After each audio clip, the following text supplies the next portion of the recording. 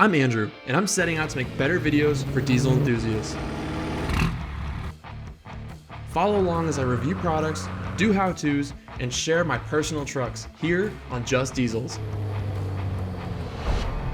A lot of you guys asked for this on Instagram and I let you guys vote on what you wanted a video about, but today we are going to be talking about TDI VWs. Now, basically, as far as I'm concerned, this is, I'll just say it right now, hands down the best buy in used cars at the moment. If you're looking for a crazy balance of fuel economy, comfort, and ridiculously low price, the TDIs are where it's at. So let's check these cars out. I'll show you guys my personal TDI that I just bought, and yeah, let's get into this.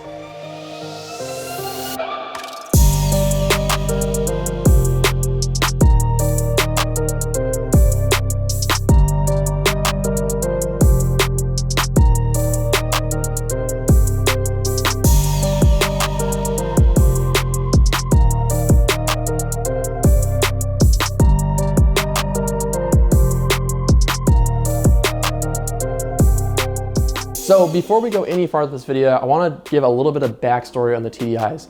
Now, if you're not familiar with these cars, there was a bit of a scandal involving these TDIs. In 2015, VW was basically caught for cheating on emissions with their diesel engines. Now, VW previously to that had been really pushing diesels in the United States. They thought it was a great way to meet EPA fuel economy requirements. Obviously, they make great power, they're awesome cars, and they're actually really taking off. Sadly, they shot themselves in the foot by trying to cheat on emissions. So what happened is that these cars are producing too much nitrogen oxide. Now, why that happened is because with the diesel engine, you basically have two choices with nitrogen oxides. If the engine is burning hot, it's burning more efficient and more completely, so you're gonna have less particulates. That was good. That puts less load on the emission systems like the DPF and all that stuff. However, the byproduct of burning hotter is more nitrogen oxides. Now, nitrogen oxide emissions are the reasons that you see all modern diesels having DEF or diesel exhaust fluid or urea injection. That urea injection is basically going to neutralize the nitrogen oxide emissions that make photochemical smog. That's why the EPA is targeting that. It's bad for human health, basically. So, VW decided they would skirt around this. They basically made the cars smart enough on the software to detect if they were being on an emissions testing dyno or not. So if all four wheels were spinning at the same speed, it ran in the dirty tune. If the two front wheels were spinning and the back weren't, it ran in the clean emissions testing tune that basically detuned the engine and produced less nitrogen oxide. An independent watchdog agency caught onto this and tipped off the EPA, and that started a huge snowball effect that actually brought not just Volkswagen into it, but Fiat Chrysler, a bunch of other companies that were also gaming the system and cheating emissions. Now, as a result of this, that's what gets important here. So basically, VW either let people keep their cars and they offered a tune fix and hardware fix for the cars, and also gave them a cash check. The other option is that VW would buy back all of these cars. Now, the bought back cars are what's really interesting because that's what's impacting the used market right now, and that's why these cars are such a good deal. When VW bought back these cars, they put them in lots all across the United States of America, in the deserts, in Michigan, all over the place. There were these lots filled with thousands and thousands of these cars. I mean, literally look at that. I've never seen that many VWs in one place, and all of them are TDIs. Look at that. I wonder how many manual diesel wagons there are. How many brown manual diesel wagons there are. Anyway, getting distracted. But basically, all these cars have been slowly doled back out to dealers to resell. That's kind of artificially dropped the value of these cars. And VW is basically doing this to try and not do that. But even then, they have hundreds of thousands of these cars sitting on the lots. And so it's artificially dropping the value of what used to be the highest resale value VWs. That's cool for us because that gives people like me and you the opportunity to buy what's actually an awesome car way below what it should be worth. I've always wanted a TDI and I've never been able to afford one until just recently. In the past year and a half or so, they have dramatically dropped in value, and I really think that they can't get much lower than this, especially because they're such a cool, desirable enthusiast vehicle. So let's take a look at the TDI that I bought.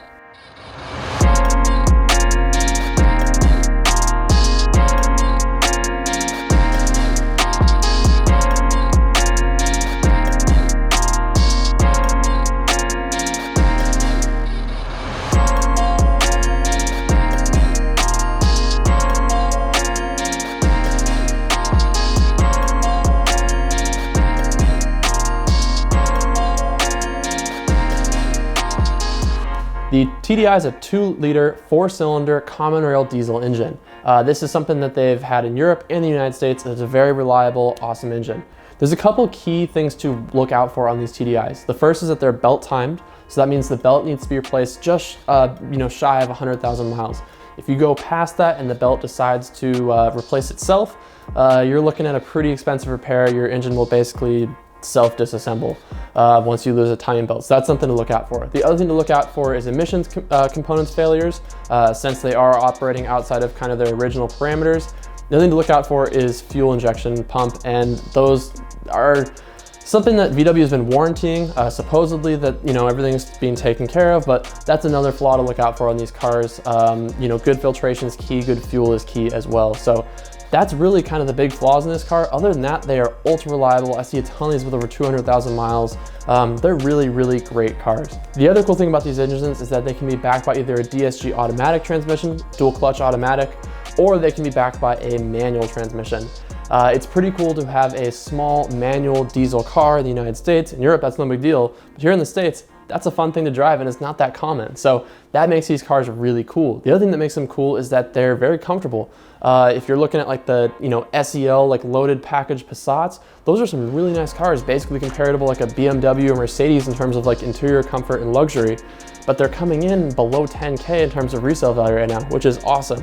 Now, my personal car is a 2013 TDI JSW or Jetta Sport Wagon. Now, these sport wagons are cool because it is a wagon, you got a ton of space inside in a small platform. So I really like these cars. I've always wanted one. I just love the interior space, everything else. And these cars have a panoramic sunroof, they have full leather interior, they got everything you could ever want in a daily driver. It is super comfortable, really awesome car. I absolutely love this thing. In terms of interior comfort, I would definitely put it up there with anything else in the market. The seats are comfortable, the cockpit is roomy. I'm 6'4" and I fit in this thing no problem, plenty of headroom, plenty of leg room. The back seats are definitely a little bit cramped. So if you have, passengers that you're carrying around regularly, it's gonna be, a little cramped in the back compared to some other cars, but overall, these things are pretty sweet. They got room for my bike in the back, room for a snowboard. I can put stuff on the roof racks. It's pretty sweet. I really like this car and I've always wanted one. Now, if you're looking to pick up one of these, some of the best buys are going to be the Jettas and the Passats. For some reason, those two hold their value a lot less well than the hatchback, Golfs, and sport wagons. Now, since VW is already on the hook with a long extended warranty for these TDIs, it seems like they are more willing to do CPO on these cars. So a lot of these cars at dealerships are actually going to be certified pre-owned cars with a 2-year bumper-to-bumper warranty. So that's exactly what I bought. So that means pretty much anything on the car that's not a basic wear part, like a ball joint or something like that, is covered by VW. So any kind of engine failure, transmission stuff, I really don't have to worry about anything on this car, which is killer. These are an awesome deal if you're looking for an economical daily driver. Now, let's talk about fuel economy because that's what makes these cars so special. In my car, I have yet to get a tank under 38 miles to the gallon. Most of my driving somewhere around 40 miles to the gallon, and if I do like a long highway road trip, I've seen this thing get over 45 miles to the gallon. That's pretty sweet. What that basically translates to is with California gas prices, I can go about 500 miles, give or take, for 30 bucks. Like, it's pretty hard to beat that.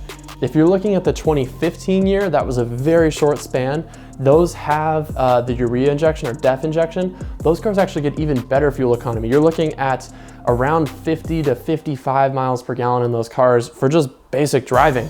That is insane. It makes them just a really, really good buy. I love these things. For some reason, they're kind of been a little bit of a secret. They've kind of snuck under the radar, but I seriously think that these TDI VWs are some of the best buys in the used vehicle market right now. So if you're looking for a daily and you're looking for something that's still fun as a daily, right? Instead of driving like a Camry or something like that, these are gonna be fun. They've got an awesome enthusiast market. The TDIs are cool too because you can do turbos, you can do tunes, you can do all the fun stuff that you normally do to your diesel pickup truck on your basic daily driver. So that makes them way cool, way fun. So I'm really excited that I bought this car, and I'm actually gonna be sharing with you guys on the channel as I build this car. So my plan for it is just to keep it pretty basic. I'll do wheels, tires, suspension, some cosmetic stuff, things like that. I'm not sure if I wanna get into tuning because I'll lose my whole warranty on this car, but you know, it's definitely on the cards. So thank you guys so much for watching. If you have any questions, please comment them down below. Let me know what you guys think. If you've owned a TDI, comment what you think, what your fuel economy was. And yeah, I'll catch you guys in the next video. I'm looking forward to doing more of these videos, kind of updating you on the TDI build as well as the trucks, and moving forward with the channel. So thank you guys so much for being a part of all this.